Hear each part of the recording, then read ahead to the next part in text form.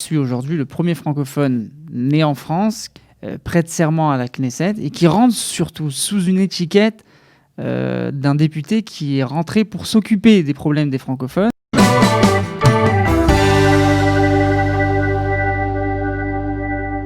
Yossi Tayeb, bonjour, Boker Tov et Mazal Tov. Bonjour, merci.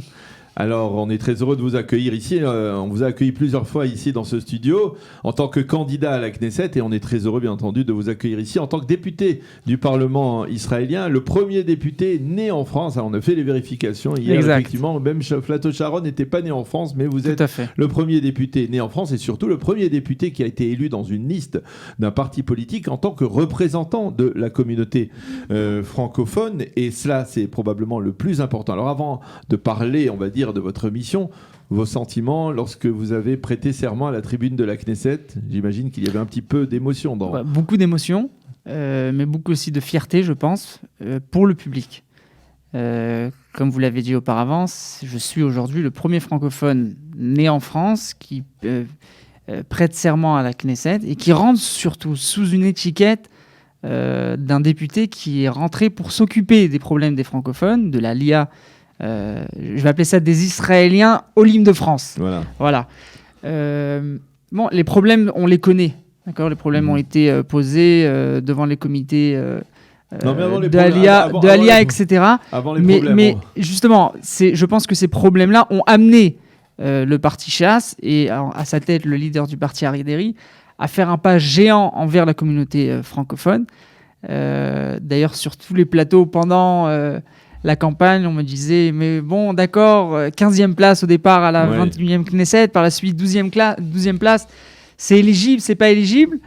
Et voilà, hier, je pense que le leader du parti a réussi à faire, à écrire dans l'histoire de l'État d'Israël une grande ligne qui est, pour la première fois, comme vous l'avez cité, un député francophone né en France qui vient pour s'occuper des problèmes des Français en Israël. Alors, il y avait, vous parliez d'émotion, c'est-à-dire aussi un sentiment, on va dire, de shlichut, de mission, quelque part, le poids des responsabilités, vous l'avez ressenti en prêtant serment hier ? Tout à fait, quand je me suis mis devant le podium, j'ai ressenti une forte responsabilité à ce moment-là. J'avais l'impression vraiment d'être en face du public francophone français, en leur faisant une vraie déclaration comme quoi j'étais rentré à la Knesset pour eux. Et en effet, je ressens à ce moment-là les responsabilités sur les épaules. De là-bas, je suis descendu donc, à mon bureau et déjà mon équipe a commencé à travailler sur les téléphones qui ont commencé à sonner, des personnes qui ont commencé un processus d'Alia, donc en face de l'agent juif qui est débordé aujourd'hui et n'arrive pas toujours à donner le répondant de la manière la plus efficace possible.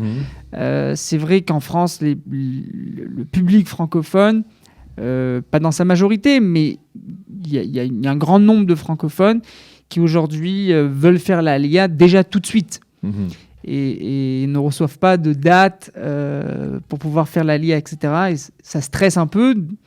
En face aussi de la deuxième vague du corona qui arrive. On va essayer de voir avec vous, justement, c'est-à-dire quelles sont les clés dont vous allez disposer aujourd'hui en tant que député pour justement essayer de venir en aide de manière efficace. Quelque chose que vous pouvez faire et que d'autres n'ont pas pu faire jusqu'à présent. Je pense d'abord que tout député aurait pu le faire. La question n'est pas est-ce qu'il était possible de faire ou pas. Tout député, on va dire, de la Knesset, de la Knesset, je parle. Ou pas. Tout à fait. Un des 120 députés qui étaient à la Knesset ou qui sont à la Knesset peuvent faire un changement pour l'Aliyah francophone. La question est, chaque député a un dossier qui lui est cher et qu'il veut faire avancer. Et après, c'est juste une question de préférence. Qu'est-ce que je veux faire avancer avant quelque chose d'autre ? Et en étant rentré en tant que député francophone sous une étiquette de représentant francophone à la Knesset, ce qui m'est cher, c'est justement de donner ce répondant au public francophone. Donc, bien entendu, la première chose que je veux faire, c'est aider le public francophone. Sur tous les points, comme on l'a dit tout au long de la campagne, mais je pense qu'aujourd'hui, en SOS, c'est en face du Covid-19 qui est là sur le terrain, une deuxième vague qui vient à grands pas, Et on a, comme je vous l'ai dit, beaucoup de Olim qui sont là, qui veulent monter en Israël. Et ce que j'ai très peur, justement, c'est cette alia qui se fait comme ça, dans l'urgence, et qui n'est pas préparée. Donc je pense qu'on a un vrai plan d'urgence à mettre en place au sein du comité de l'immigration et de l'intégration. De la commission de la Knesset. Tout à fait. J'ai eu hier dans le couloir déjà une première discussion avec la ministre de l'intégration, donc Madame Pnina, et on a décidé ensemble déjà dimanche de s'asseoir et de voir ce qu'on appelle une tournée Romèche, donc un plan quinquennal pour pouvoir donner un répondant immédiat. D'abord sur ce point, je pense qu'il y a une urgence de ces Olim de France qui veulent faire une alia vite, mais pas préparée, et c'est de ça que j'ai peur. Et alors, vous allez travailler, vous avez l'intention de travailler avec l'ensemble des, on va dire, des facteurs qui sont impliqués, on va dire, dans le processus d'Alia. Vous avez parlé de l'agence juive, des organisations comme Kalita, d'autres organisations. Dire comment est-ce qu'il y a un moyen de mettre en place une structure qui serait justement aussi efficace pour rassembler ces différents facteurs, paramètres et d'une certaine manière vous permettre de mieux réussir votre mission? Je vais vous donner un scoop. Hier, j'ai fait signer plusieurs Chavrei Knesset pour ouvrir ce qu'on appelle une jdoula. Donc la jdoula de l'Alia, un lobby de l'Alia francophone en Israël. Elle sera déposée ce matin. Pour l'Alia francophone. Pour l'Alia francophone. Elle existait au temps du député Yoni Shedbon. Par la suite, encore une fois, elle a été oubliée. Donc je la réouvre. Donc la demande sera déposée ce matin au sein du secrétariat de la Knesset. Je pense que cette jdoula, justement, ce lobby, l'idée qui est derrière ça, c'est justement de donner la possibilité à tous les joueurs qui sont maintenant ici sur le terrain, et tous ensemble, de s'asseoir autour d'une table, de réfléchir à une vraie réponse en face de l'Alia francophone. Et je serai là justement pour essayer de faire avancer ces idées en face du ministère de l'Intégration. Est-ce que vous pensez que, par exemple, avec vous, à la Knesset aujourd'hui, faire voter des lois qui peuvent faciliter, on va dire, cette alia, qui peuvent apporter, on va dire, des réponses aux questions que l'on se pose? Par exemple, on sait qu'Alita s'est mobilisé depuis de nombreux mois, plus d'un an, en faveur, par exemple, des infirmières de France qui ne parviennent pas à obtenir leur équivalence. Est-ce que, par exemple, avec vous, ce genre de projet, ça peut s'accélérer, et on peut accélérer une procédure qui permette justement à des Olim de France de recevoir une équivalence de ce type? D'abord, c'est un projet qui m'est cher. Il m'est cher parce que je pense que c'est une réponse qu'il faut amener à l'Alia francophone.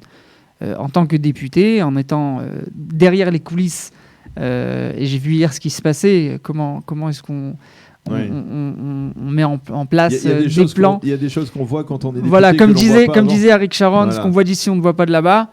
Hier, je l'ai ressenti d'une manière très forte. Tu es dans l'Amélia, donc dans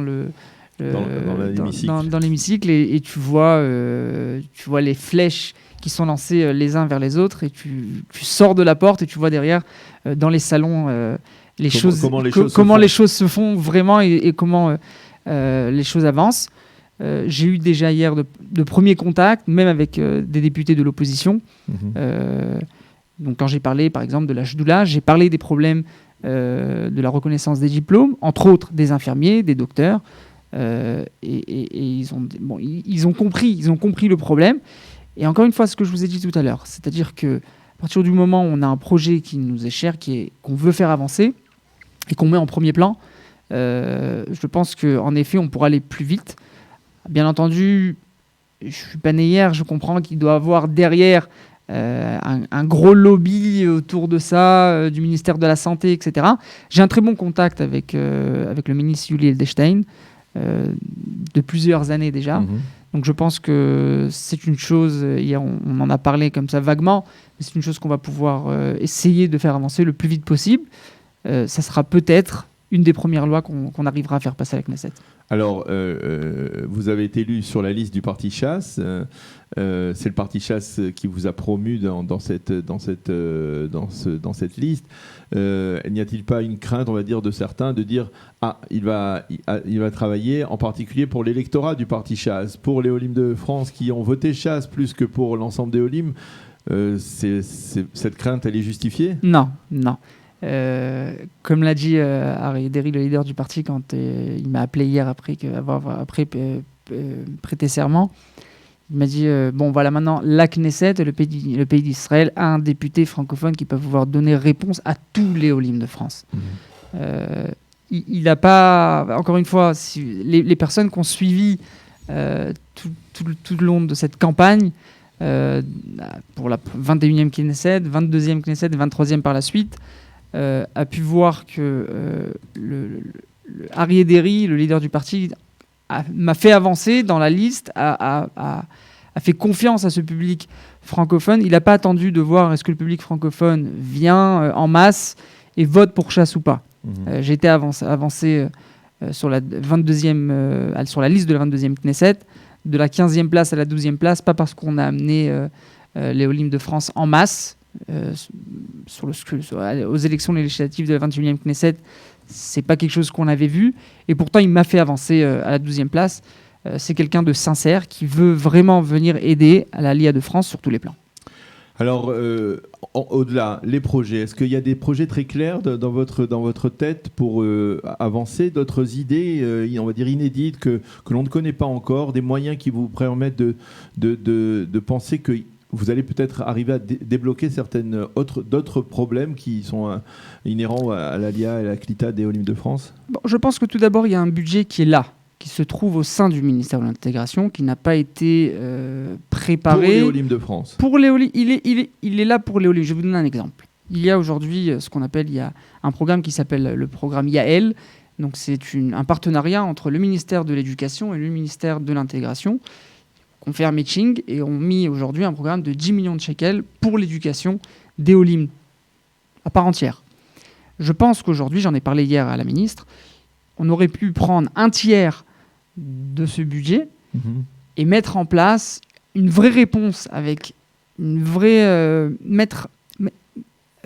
pointer du doigt avec un groupe pédagogique qui comprend et qui a exercé au sein de l'Aliyah de France, donc à l'éducation française, pour pouvoir donner ce répondant et avancer, donner un aide scolaire à ces Olim de France. L'argent est là, il faut juste faire comprendre au sein du ministère de l'Intégration qu'il y a des choses qu'il va falloir faire recentrer ou décaler pour l'Aliyah de France. C'est-à-dire qu'aujourd'hui, il est vrai qu'on est dans un gouvernement d'urgence, et il est très dur de faire passer des lois où, en face du ministère de la Finance, on te met des bâtons dans les roues en te disant voilà, on est dans un cas d'urgence et on ne peut pas se permettre de sortir des sommes, et peu importe quelles sont les sommes. Par exemple, lorsque cette urgence, elle se décline aussi par rapport à une besoin des Olim de France de venir ici, de se sentir, on va dire, plus à l'aise. Peut-être que maintenant les choses vont changer parce qu'on a l'air peut-être... Et ça, c'est mon travail. Alors voilà. C'est justement ça mon travail, c'est-à-dire de mettre sur la table l'urgence de ces Olim de France qui vont venir, j'espère, en masse, d'une manière réfléchie et posée. Je pense que c'est important aussi. Pour pouvoir donner un vrai répondant à cette Aliyah. Alors, on est dans les studios de Kalita. Le partenariat avec Kalita, comment vous l'envisagez ? Comment vous le voyez ? Comment vous le voyez se développer ? Parce qu'il y a déjà des contacts. Je le vois avec, à mes yeux, comme tout partenariat avec tout autre organisme qui travaille déjà avec l'Aliyah de France. Comme je vous l'ai dit, je pense qu'autour de cette jdoula et même mon bureau, je pense qu'il va falloir qu'on s'assoie avec chacun de ces joueurs pour pouvoir donner un répondant global. Il va falloir peut-être donner à chacun un axe très pointillé sur un point où il peut être excellent. Il y a une étude à faire. Je pense qu'il y a une étude à faire et réfléchir ensemble. Tout à fait. Mais je pense qu'il y a en parallèle beaucoup de joueurs qui sont là sur le terrain. Je pense qu'il y a une vraie réflexion à faire avec Kalita, avec tous les joueurs qui sont sur le terrain, de voir comment est-ce qu'on peut, ensemble, améliorer ces répondants qu'on essaye et qu'on aimerait donner à la Aliyah de France. Une dernière question, Yossi Taïeb. Vous avez reçu des félicitations, peut-être même de Binyamin Netanyahou depuis Benjamin votre... Netanyahou, non. J'ai reçu de plusieurs leaders de partis, de tout ordre. Hier, voilà, j'ai rencontré Yair Lapid dans les coulisses qui m'a salué, on a discuté. Et j'ai reçu aussi, donc entre autres, si on parle de Kalita, les félicitations de Ariel Kandel. Très tard dans la nuit, et d'ailleurs, je lui ai répondu aussi très tard. On s'est levé très tôt. Ouais. faut arriver ici au studio. Je pense qu'aujourd'hui, comme vous je vous l'ai pensez dit que, auparavant... par exemple, la relation, on va dire, très, très proche entre Binyamin Netanyahou et Aryeh Deri va aussi peut-être Tout à fait. faciliter, on va dire, les Tout à démarches à ce niveau-là, Tout à fait. au niveau de l'Aliyah des... Tout à fait. Aryeh me l'a dit clairement. Il y a eu de longues discussions avec Benjamin Netanyahou autour de ce sujet. J'ai reçu hier les félicitations aussi de Meir Habib, donc le député, qui est très proche aussi de Bibi. On a décidé ensemble de travailler main dans la main pour pouvoir justement donner ce répondant à l'Aliyah francophone. Eh bien, Yossi Taïeb, merci beaucoup d'être venu ce matin, d'avoir fait l'effort de venir ce matin. C'était pas évident. Merci beaucoup d'avoir répondu présent. Et puis, vous êtes chez vous ici, c'est-à-dire si vous avez l'intention de promouvoir des idées ou essayer de... Tout à fait. Eh bien, ce studio vous est ouvert. Merci beaucoup d'avoir été avec nous. Be'atzlacha, beaucoup de chance et de réussite dans votre mission. Et à bientôt. Amen, merci.